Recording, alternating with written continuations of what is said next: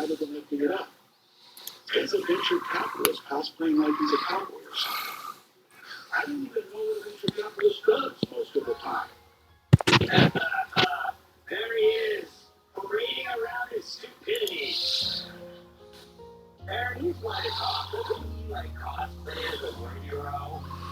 Hi guys, welcome back to Trails to Daybreak. Let's see. Okay, I think we're at the beginning of a quest here, I believe, and then chapter 1.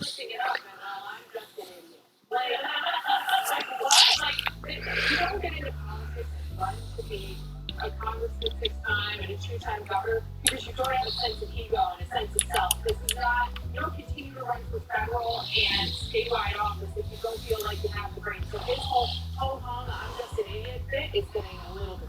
Yeah, Rich, he's also like he's dressed like a backup dancer for a lumberjack musical. He's going to some duck hunting festival. If you want to stockbrokers after this, great thing. It's, be who you are. Yeah. You know what I mean? Just be who you are. Yeah, and you're who you are, obviously. Yeah, well, yes. And it hasn't been working, Rich. That's true. But I can always, at 67, it's my right thing. So, hey, I can tell you, that's like, you buy a car and turn it on, I'm going to turn this into a helicopter. No, I am me. This is going nowhere, but remember the last segment. I just said it's not kind of dope, but that's when we were done. I'll be alive from me. You're my wife. Dad, he bashed Vance's book, which wasn't trashing it. It was like about the opioid crisis. I don't know. He bought that flannel that same day. Yeah. Some assistant went out and bought a relatable looking flannel. Yeah. And then he already doesn't know it. Yeah. What do you think, Tyrus? Seems like he's constantly cosplaying. The fact that he knows the word cosplaying means he's got some shady online forums. I was thrown off by the whole thing. I've been confused and now it's confirmed. Tim Waltz is really young Donald. He stole her outfit, he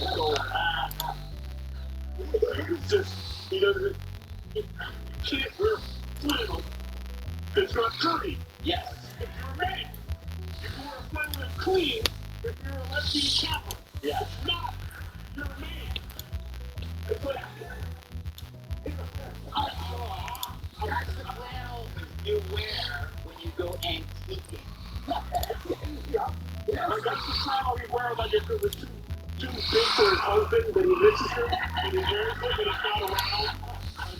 It smells like her. It smells like her. It looks like mashed potatoes with that. Yeah, it does. And on that note, we'll be right back. Time to start working. An alternative to pills, Voltaren is a clinically proven arthritis pain relief gel which penetrates to target the source of pain with non-steroidal anti-inflammatory medicine to eliminate the source. Voltaren, the joy of movement. Is your shower trying to tell you something? Is getting in and out of the bathtub becoming a safety concern? Are you worried about the cost of a bathroom remodel that can go on for weeks and weeks? Well, now you can have a gorgeous new bathroom shower that's safer at a price you can afford with a one-day jacuzzi bathroom. I can handle anything. Done same day. You did not have to wait. It is amazing. I would give this whole experience an A+. I definitely wish I would have gone to. From soft close shower doors and adjustable shower heads to features like grab bars and custom seats that combine safety and style. It's never been easier. Get your free design consultation, schedule your one-day installation, and start loving your new bathroom shower right away. Only weeks left to get baked installation and no interest and no payments for up to 1 year. Go to jacuzzibathroommodel.com or call 800-991-2603. That's 800-991-2603. Call now. When your home needs work, where do you go? Angie. Angie? That's where Angie came in. With Angie, find top-rated certified pros in your area. Plus, compare quotes and pricing to help you get all your jobs done well. He's resurfaced my flooring, he's done plumbing work. I knew it's going to be done. I was able to sit back and let them do what they do. With top-rated certified pros in over 500 categories, Angie can connect you with the right pro for any home project. Find top-rated certified pros in your area at Angie.com. A large retail store just canceled a huge order, leaving us with a ton of extra My Pillows. But you know what? That's their loss. I'm going to make it your game. For the first time ever, you get standard classic My Pillows for wholesale prices. Only $14.88. I can't believe I'm even saying that. Only $14.88. But it gets even better. For a limited time, I'm going to offer my entire classic collection at wholesale prices. Upgrade to a queen size My Pillow for just $18.88. King size only $1 more. Get my body pillows for $29.88 and multi-use My Pillows for only $9.88. So go to mypillow.com or call the number on the screen. Use your promo code to take advantage of wholesale pricing for the first time ever on TV, including my standard size My Pillow, only $14.88. They've never been offered this low before. We have limited quantities at this price, so limit's going to be 10, and once they're gone, they're gone.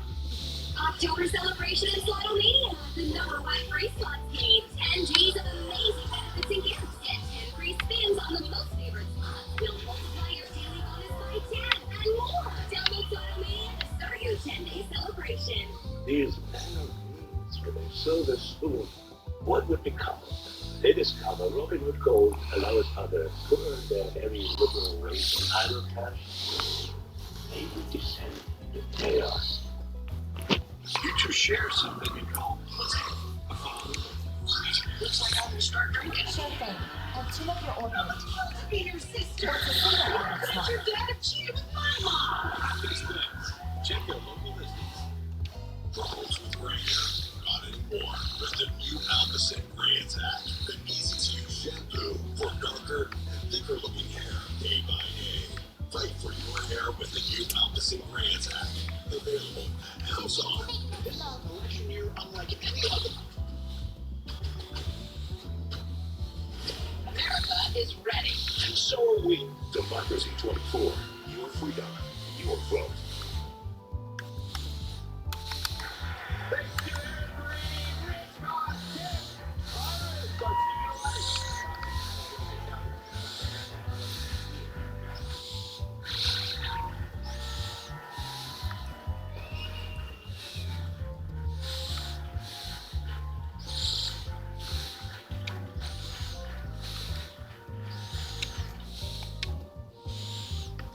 Good evening. I'm Brooke here. We are coming to you tonight from Washington, Pennsylvania. We have an exclusive interview with Vice President Kamala Harris, the Democratic nominee for president. You will see it in its entirety. It is her first formal sit-down interview with Fox News. Vice President held a campaign event with Republicans who support her just before the interview here in Washington Crossing.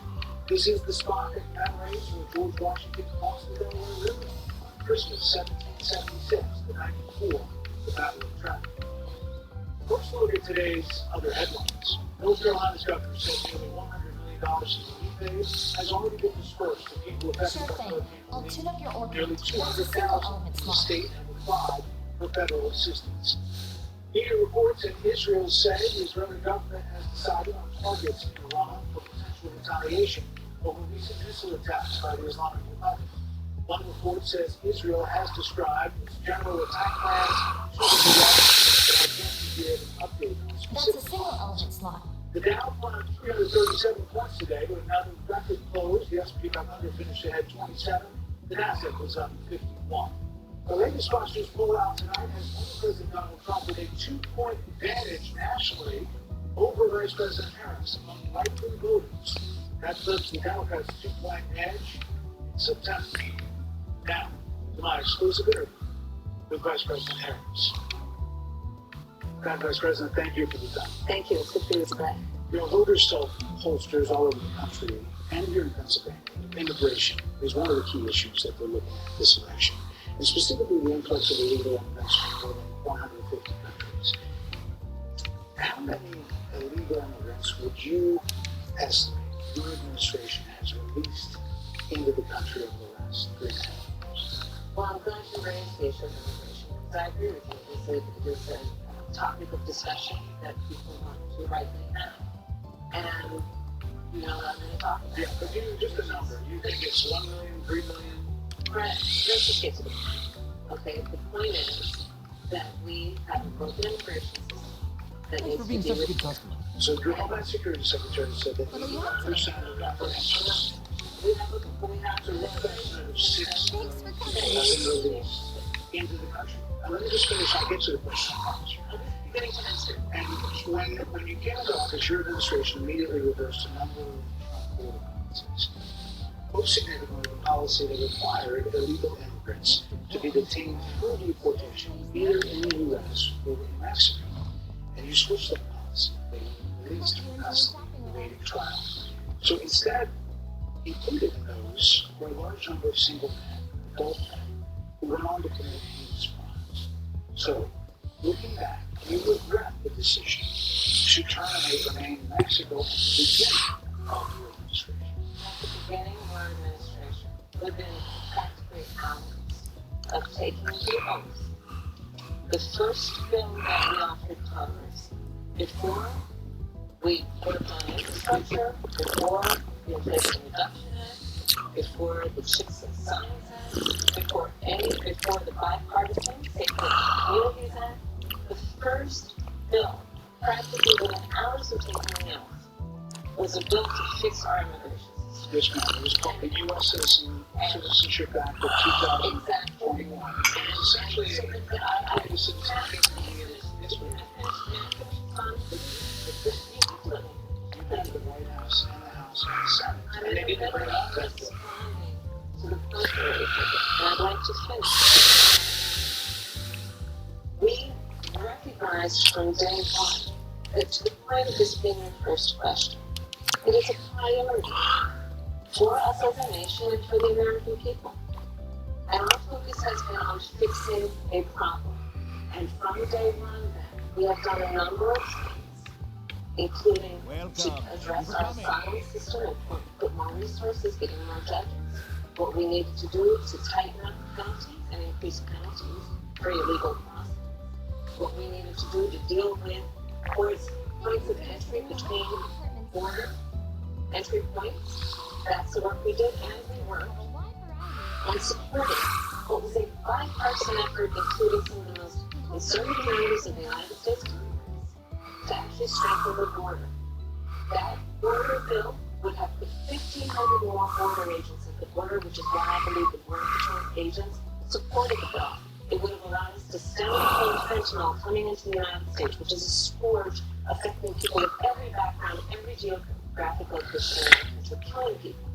It would have allowed us to put more resources into prosecuting transnational criminalization, which I have done as the Attorney General, former Attorney General of a border state, prosecuted trafficking of drugs, guns, and human beings, and child drugs. So let me just finish and voted against that. learned about that bill and told them to kill it because he preferred to run on a problem instead of fixing a problem. And in this election, this is rightly a discussion that the American people want to have. And what they want are solutions, and they want a president of the United States who's not playing political games with the issue, but actually is focused on fixing it. 6 Democrats voted against that bill. It would have allowed 1.8 million illegal immigrants into the country a year. A lot of conservatives had a problem.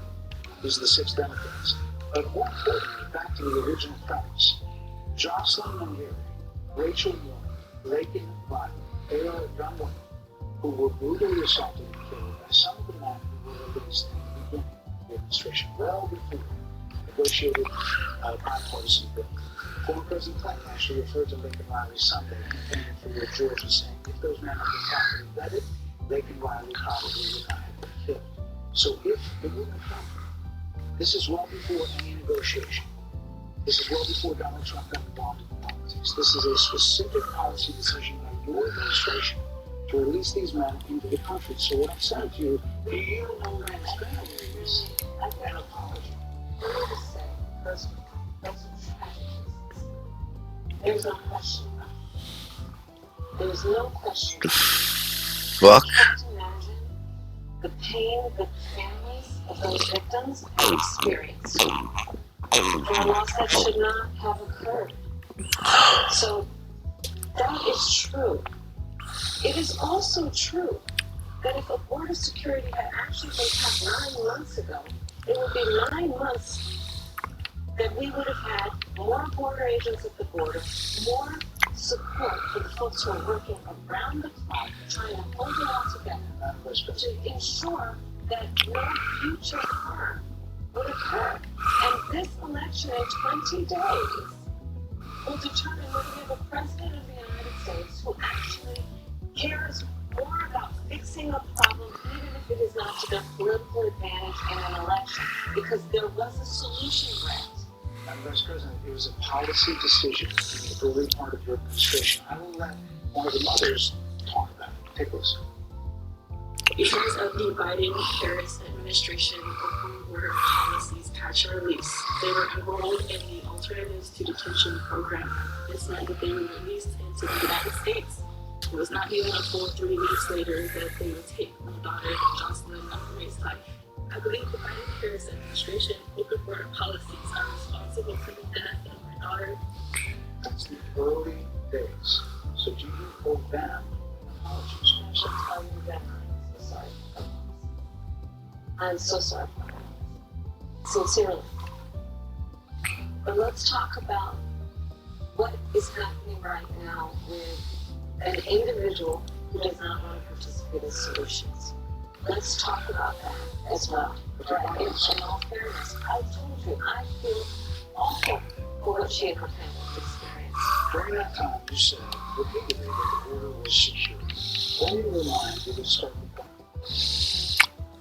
We've had an open immigration system transcending, by the way, the Trump's administration before.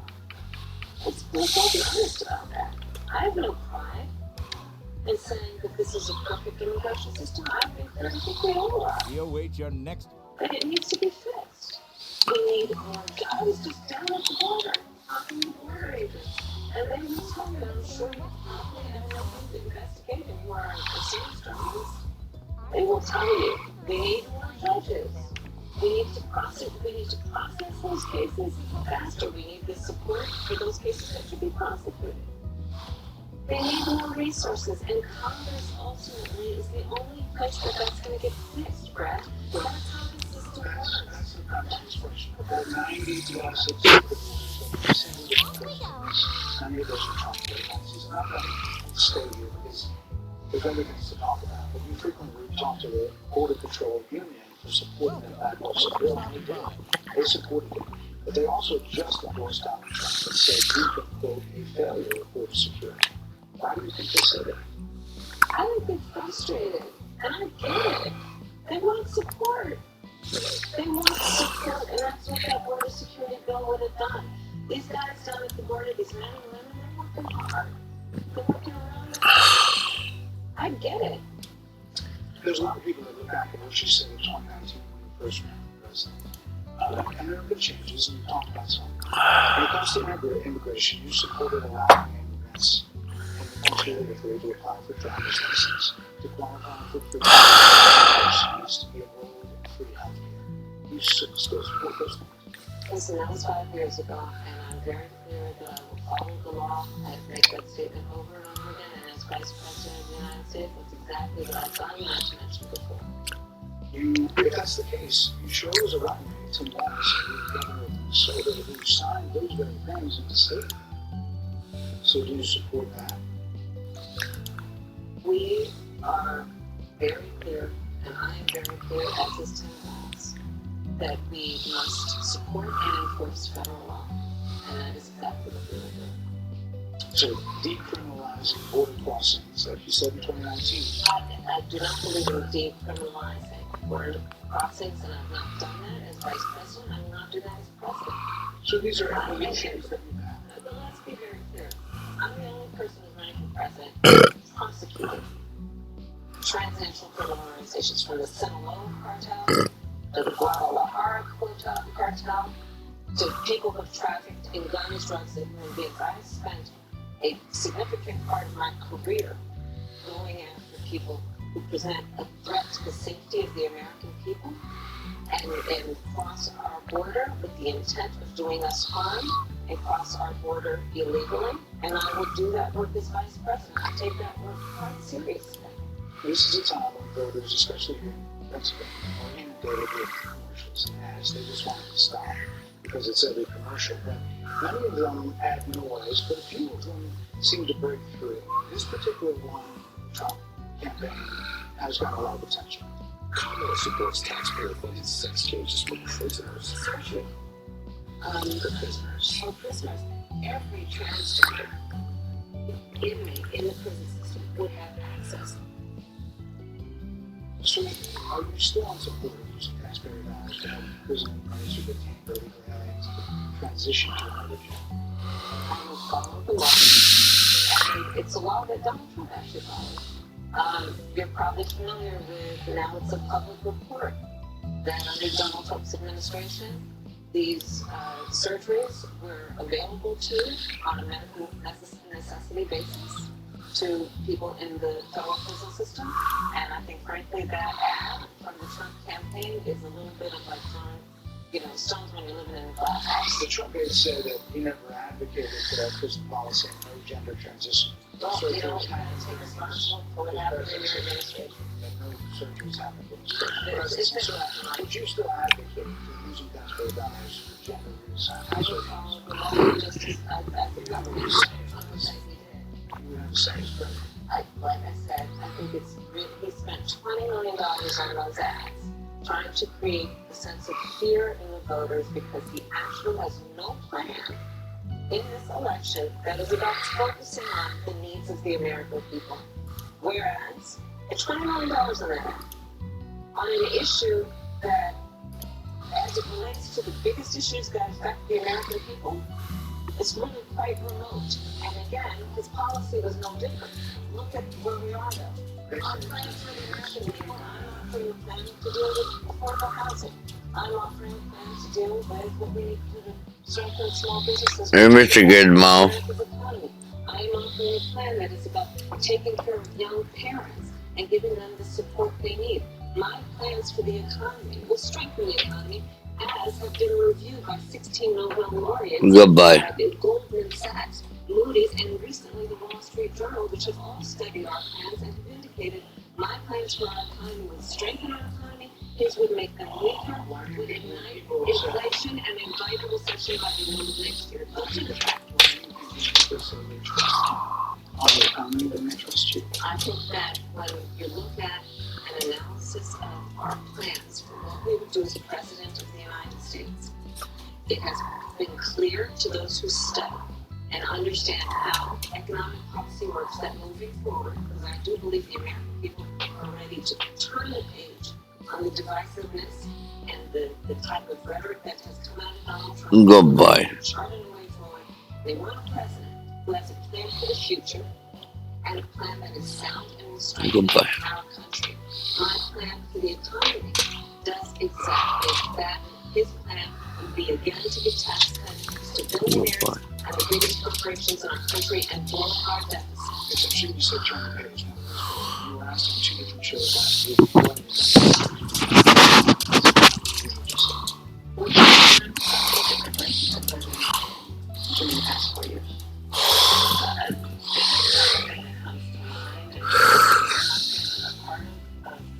Most of the decisions that have had impact. Under a Harris administration, what would the major changes be, and what would stay the same? Sure. Well, I mean, I'm obviously not Joe Biden, and so that would be one thing. Also, I think it's important to say with 28 days to go. I'm not Donald Trump. So, you're not Joe Biden, you're not Donald Trump, but nothing comes to mind that you would do different. Let me be very clear. My presidency will not be a continuation of Joe Biden's presidency. And like every new president that comes into office, I will bring my life experiences, my professional experiences, and fresh and new ideas. I represent a new generation of leadership. I, for example, am someone who has not spent the majority of my career in Washington, D.C. I invite ideas, whether it be from the Republicans who are supporting me, who were just on stage with me minutes ago, and the business sector, and others who can contribute to the decisions that I make about, for example, my plan for increasing the supply of housing in America and bringing down the cost of housing. Addressing the issue of small businesses, which is about working with the private sector to bring more capital and access to capital to our small business leaders, including my plan for $25,000 down payment assistance for first-time homebuyers, and for small businesses extending the tax deduction from $5,000 to $50,000. This plans in the recent days, your campaign slogans that you went forward, and it's time to turn the page. You've been vice president for 3.5 years, so what are you turning the page from?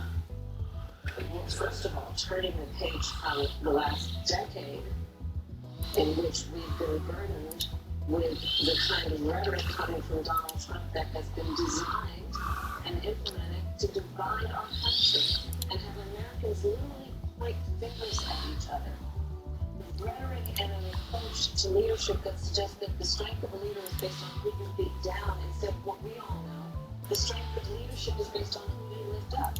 The strength of an American president, which is one who understands that the vast majority of us have more in common than what separates us. That is turning the page. That is turning the page on rhetoric that people are frankly exhausted of.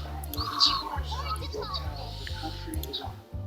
They say the country is on the wrong track. If it's on the wrong track, that track follows 3.5 years of you being vice president and President Biden being president. That is what they're saying, 79% of them. Why are they saying that? If you're turning the page, you've been in office for 3.5 years. And Donald Trump has been running for office. Forget the person that ran in office.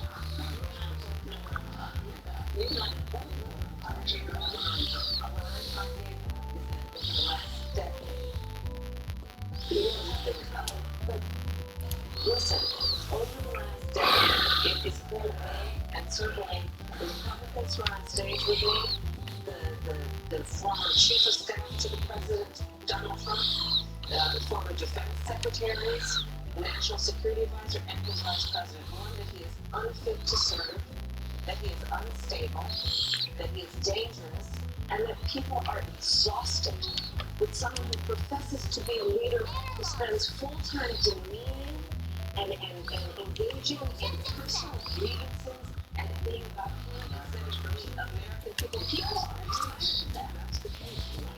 The country supporting why is he being why, if he's as bad as you say, that half of this country is now supporting this person who could be the 47th president of the United States. Why is that happening? President of the United States, it's not supposed to be easy. It's not supposed to be. It is not supposed to be a cakewalk. This guy, the 50%, stupid.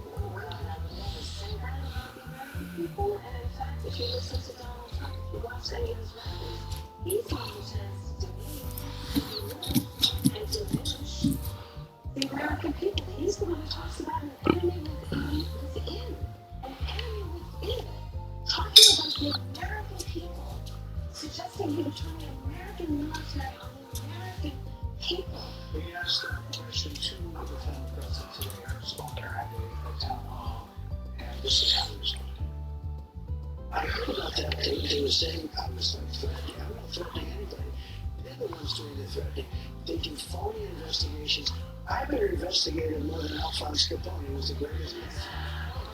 Then let's head over. So, I'm sorry, and with all due respect, that clip was not what he has been saying about the enemy within, that he has repeated.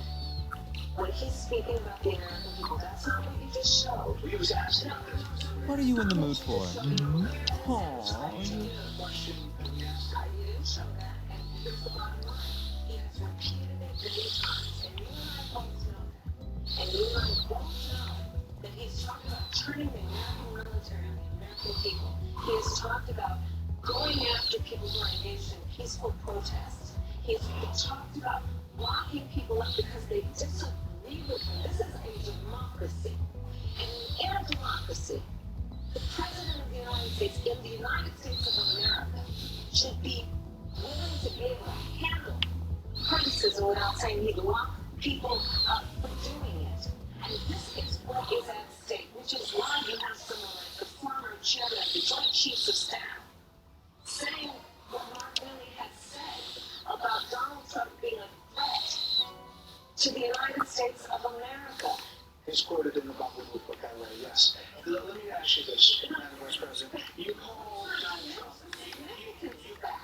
Trump, he's misguided.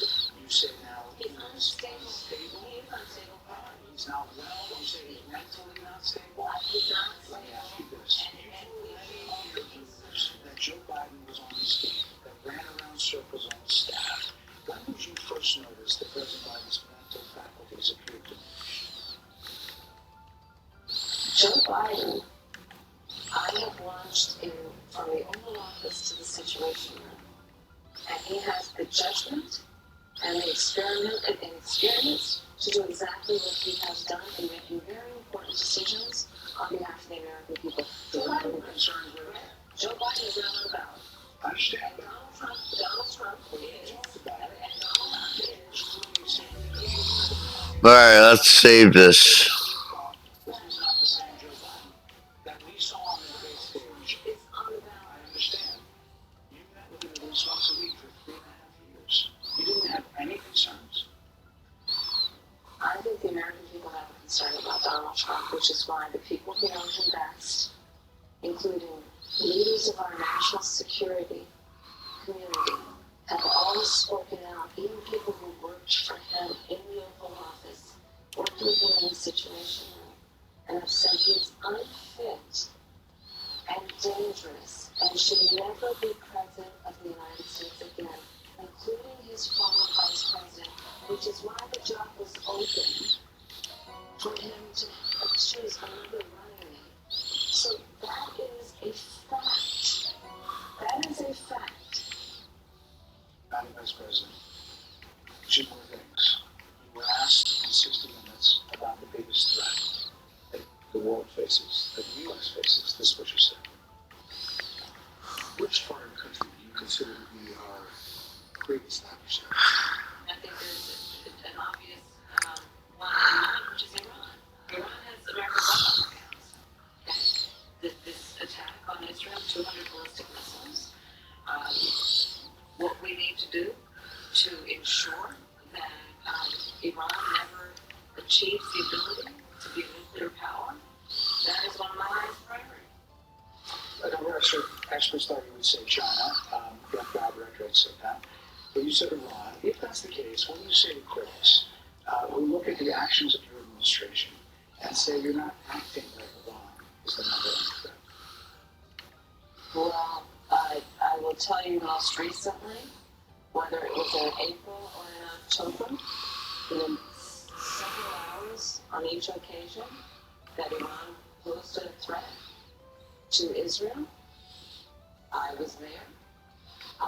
Most recently in the Situation Room, in the most recent attack, working with the heads of our military and doing what America must always do to defend and to support Israel in its requirement to defend itself and to give America support to be able to allow Israel to have the resources to defend itself against attack, including from until your Iran and ordinance. Iran's terrorist proxies in the region, and that is, and my commitment to that is unyielding and unwavering. Critics just said that you either relaxed or failed to enforce sanctions on Iran, allowing all of this money to flow into Iran. Let's go back to Donald Trump, who pulled out of the deal that would actually put Iran in check. And it was during Donald Trump's administration that he had an American military base that was attacked, where American soldiers suffered traumatic brain injuries, and Donald Trump dismissed them as headaches. Not to mention how Donald Trump has treated and talked about America's military and military service people, sufferers and losers, as